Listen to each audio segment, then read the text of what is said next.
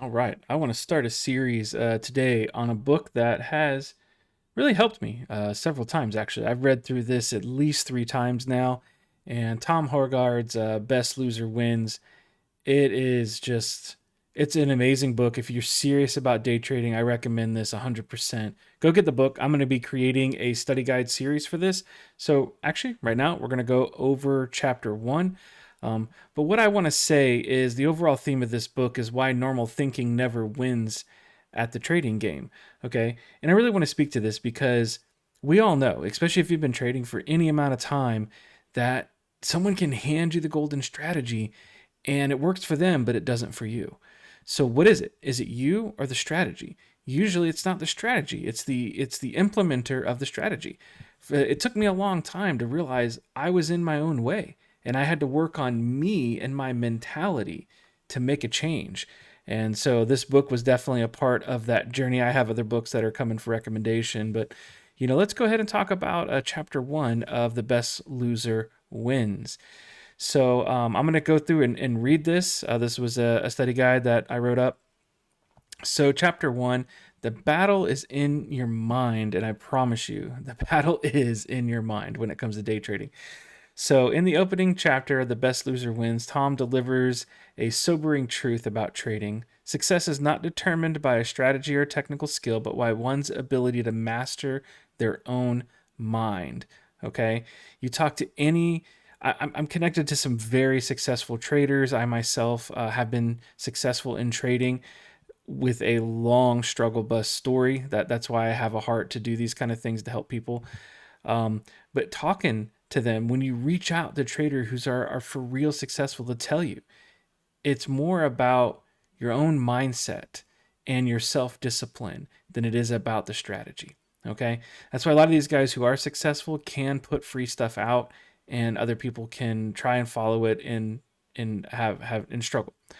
So he sets the tone by describing trading not as a mechanical process, but as a deeply psychological battle.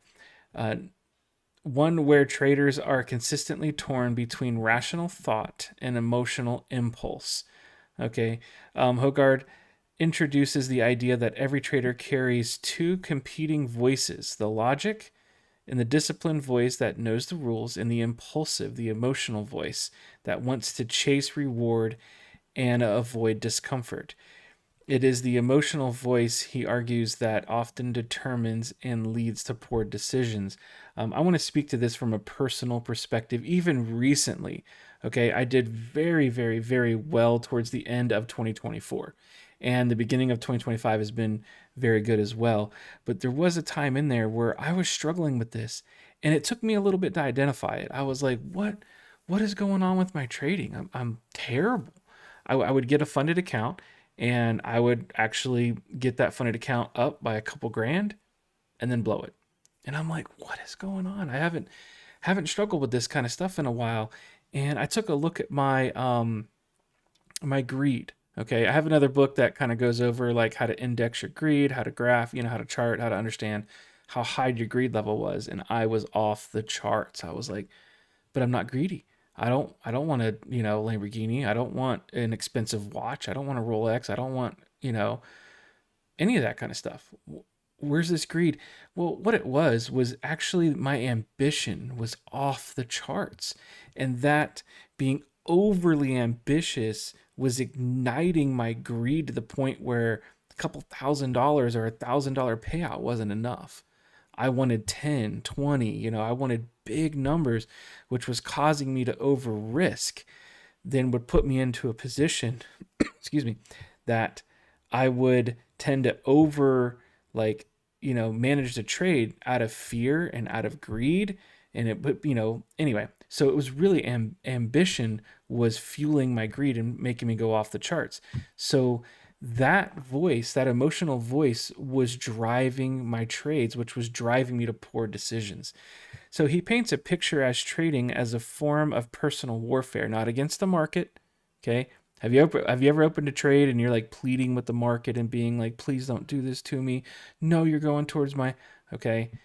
That's an emotional connection to the market that you got to get rid of. Okay. But it's against ourselves, not the market. The emotional stress to pull the to pull I'm sorry.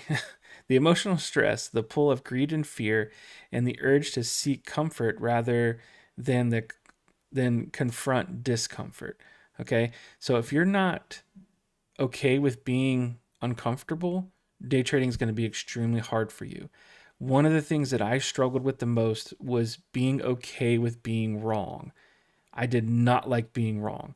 And that was something I learned about myself. I was like, whoa, I'm not okay with being wrong. Well, you have to be okay with being wrong. When you close 60%, 70% of your trades in the green, guess what? There's a 30, 40% failure rate that you have to be okay with. If not, the emotional voice comes in and you start to make poor decisions. Okay, so let's keep reading. Keep reading here. So I'll play into why traders deviate from their plans. Okay, when you start feeling the greed and fear and you're not okay with being, uncomfortable, then you start to make decisions based on those emotions to make yourself comfortable. Okay, our natural instincts is rooted in survival and comfort seeking, and they are destructive in the trading world. These instincts cause traders to do exactly the opposite of what is required, and they let losing trades run and they cut winners too soon and avoid taking calculated risks when it feels uncomfortable. This chapter emphasizes that this is behavior is not due to ignorance of trading mechanics, but because of mental patterns that are hardwired into human nature. Okay? There's a reason why the market is designed the way it is, guys. It is a casino. It's designed to pull you in, it's designed to make you emotional, and it touches a part of a human nature that just ignites us. We think we're going to jump in here, learn a golden strategy, and just print money. That's not the way it is. You can make a lot of money in this, okay? But it's going to take doing what most are not willing to do, okay? Rather than offering quick fixes, Hougaard stresses the first step to change is awareness. When traders start recognizing their emotional impulses and the mental tug of war that's happening during trades, they begin to reclaim control. Okay? Think about that. I just want that to sink in. Okay? You need to recognize what's going on inside of you. You need to talk about your emotions. Sometimes we're not good at talking about emotions. You need to talk about your emotions, okay? I've known people to break keyboards, throw things across the room, punch holes in the wall, throw a screen. Seriously, all right? I've been mentoring for a while. I've worked with a lot of people. I have some stories that'll blow your mind. Anywhere from $80,000 into blowing their family's life savings to losing millions, okay? I've worked with some people. I've heard some stories. It's pretty crazy. You need to recognize what's going on. Simply having a good strategy is not enough. One must also develop the emotional resilience and discipline to follow it with consistency. Hougaard's message is clear. Most traders don't fail because their strategies are flawed, but because they are unable to execute them, with psychological discipline. All right. So listen up. I can hand you a strategy. I can show you a strategy it'll work. Okay. Going to execute that strategy is not going to be what you think. Okay, that's why people can't copy trade people, right? Tom does like give out signals and stuff on trades that he makes. You can go look that up. But I promise you, I've watched people fail over and over and over again because they don't have the psychological discipline he does. So he can't, they can't copy his trades. Okay, so that's why I don't really believe in copy trading like that. I believe you need to have the psychological resilience. You need to have the mental training. Okay, to do this game the right way. Okay. Anyway, so the key themes. Let's go over a few things. The mind is the battlefield. Okay, it's not the market. The market is not out to get you. Yes, market makers they run for liquidity, so they are chasing people down, but they are not chasing you. All right. When you are on, especially prop firm, if you're prop firm trading, they're not chasing you. They can't even see you. Okay, your first level of getting funded, and you're in a funded account, it's still a virtual account, guys. It's not real. Okay, most prop firms won't ever connect you to a broker. Okay, once you get to a level 2, they will be like, hey, we see you're doing really good. Do you want to do a real, you know, connection account? Like, so whatever, unless you're trading with your real money and you're actually buying actual stocks, you're just virtual trading, basically. You're paper trading with the opportunity to make money, which is what makes it hard. So traders battle between two internal voices, one rational, one emotional. The emotional one voice often overpowers logic. Okay, this is where this is so important, guys. A lot of people they want to skip this. Okay, I've worked with people, I've taught people, mentored. They all skip this at first. It's like everybody. It's like I'm like, hey, you need to learn this. They're like, okay, sure.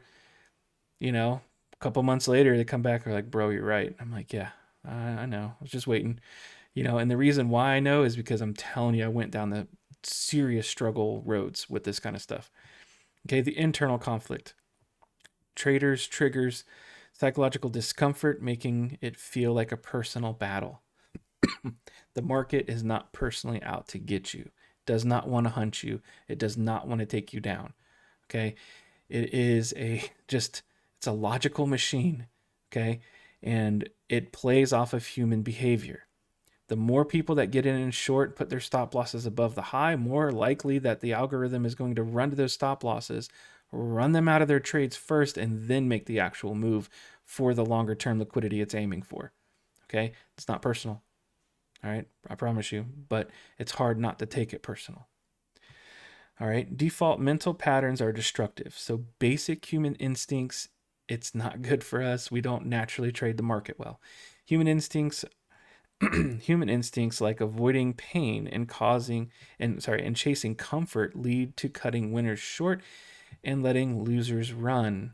Okay, so like how many times does it go into your stop loss? You move your stop loss a little further, and maybe even you'll DCA. I don't like DCAing unless you're going in for a like hold, like a bag position, not a leveraged or not a intraday day trading. I don't DCA on that. I will DCA on an asset I believe in, something I'm like, okay, I believe in this asset.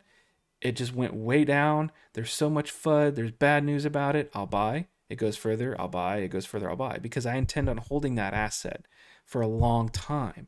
I'm not day trading it. Okay. And then also cutting your winners because you're like, I don't want it to turn. Look at me. I'm in profit. I need this money. If I cut it now, then I'll be in the green for the day, and that feels good. Okay, that's not a logical trading plan.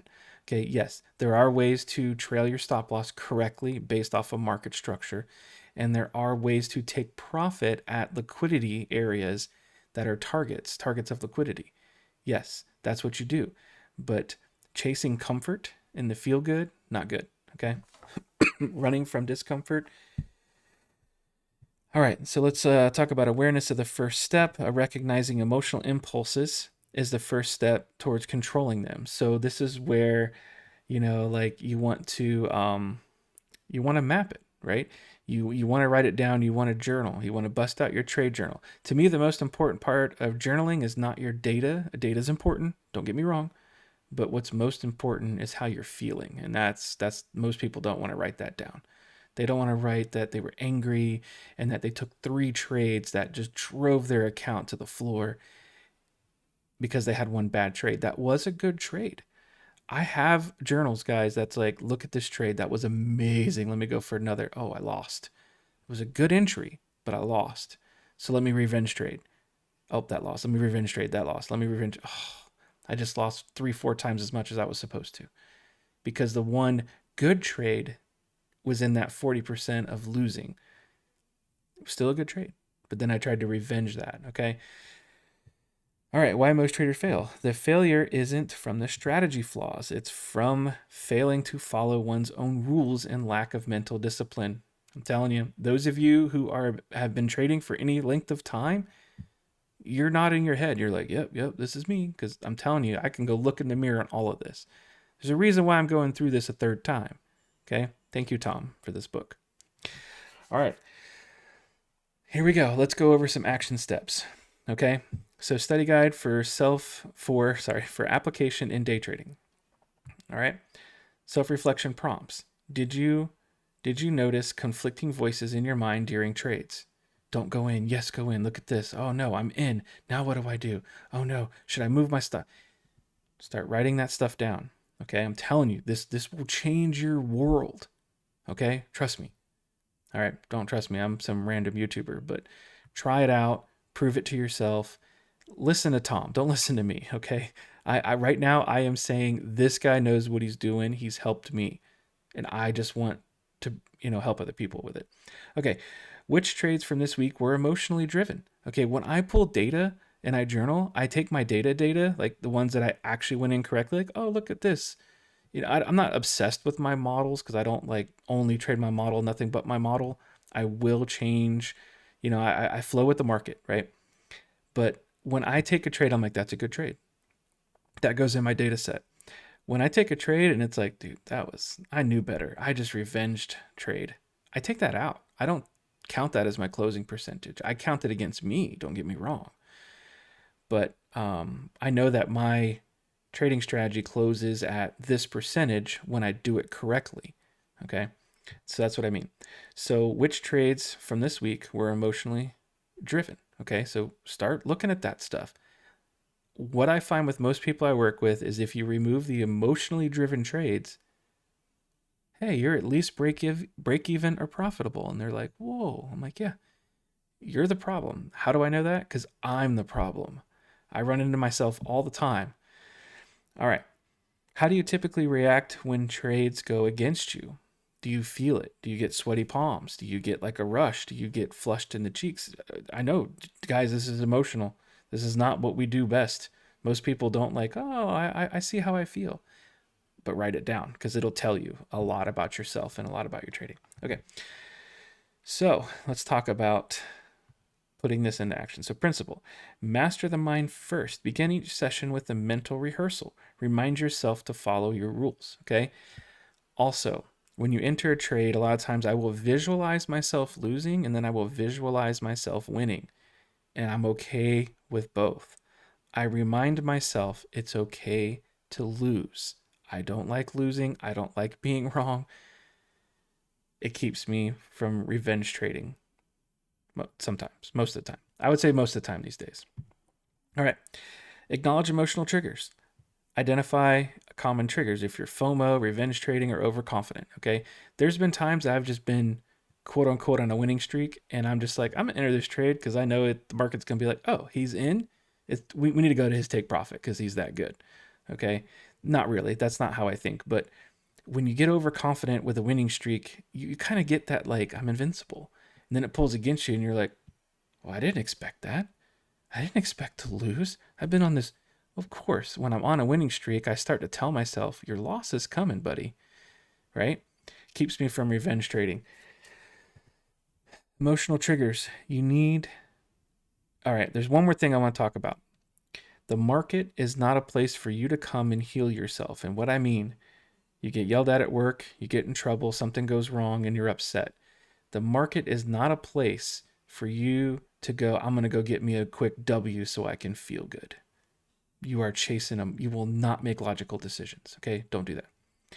All right. So identify your emotional triggers. If I'm having a bad day at work, I'm definitely not going to open the market and trade. I want to be clear headed, logical, feel good. Let's go. Okay. Create your pre trade checklist. Come on, guys. This is pretty basic, right? Just do it. All right. Journal emotionally. This is huge. Log your emotional state, okay, during and after each trade. All right. Use a mental stop phrase. All right. Say something like, this is the part where I usually mess up, and then pause. Okay. Think about what you're doing before you do it. Okay. If like I get stopped out and I'm like, man, dude, this is usually where I just like revenge trade, or maybe I reverse the trade. Like, oh, I just got stopped. I have to go long because my short got stopped. So let me go long. Pause, take a minute, don't do it. Okay, so action steps this week, just to give you guys some homework. Obviously, if you're still watching and you're 19 minutes and 30 seconds in, good job. Keep a journal of emotional reactions during live trades. I'm telling you, dude, record yourself. You don't have to put it on YouTube. Just hit record and then talk while you're in the trade and talk to yourself. I know it sounds crazy, but I'm telling you to help you grow. All right, pause before each entry and observe which internal voice is dominant. So before you enter the trade, okay, and if you're super scalping and you're having problems with emotion and you're not profitable, you need to back out a little bit.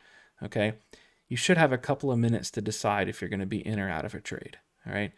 If you're scalping that hard that you got to be in, you're going to have to really do some mental training for that.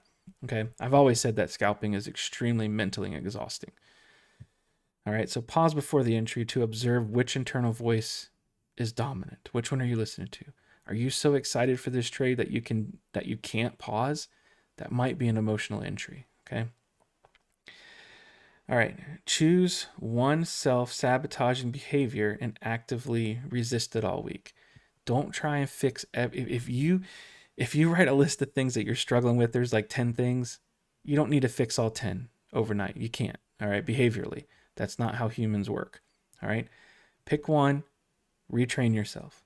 Pick the next one, retrain yourself. And so on, okay? All right. Excuse me. Weekly reflection. Did I lose because of my plan or my psychology? That's huge. Okay? If you're losing because of your psychology, you know what to work on. If your plan's terrible, then maybe you do need a new plan. You need to find a strategy that works. But I'm telling you, there's hundreds of strategies. I've worked with many people from EMAs to market cipher, which is like oscillators, to pure price action, which is kind of what I trade, more ICT style. It all works. It all works. It's the psychology. But if your plan is failing, which I've gone into my plans and I've been like, dude, man, I'm closing 45%. Let me look. My plan's just, I know this will work in the long run. And then I wait and I keep trading. And then it goes right back up into the 60s and 70s. And sometimes it leans into the 80% range, for a while. And I'm like, hey, let's go. This is good, And sometimes it comes down. Sometimes it's because of my psychology. And sometimes it's just my plan. The market is just hard. Sometimes it's hard. Okay. Final quote from Tom Hougaard, which, by the way, you'll never watch this video, but thank you, sir. I appreciate you. He's got a YouTube channel, guys. Go check it out. He's got a book. It's fantastic. He does all kinds of stuff. The first enemy is not the market. It is you. Okay. Realize that what is keeping you from being successful is you. Go look in the mirror, deal with you, talk with you, plan with yourself on how you're going to make day trading successful. All right, guys, we do have some links down below for a Discord. We'd love it if you joined, become a part of our crew, where we share, we encourage, and our main focus is an environment where we actually go after the right information to make this successful. And we also live trade together. So anyways, I hope this video has been helpful. Share it out to someone if you know that they're struggling with day trading. And let's go get this. I'll see you guys in the next video.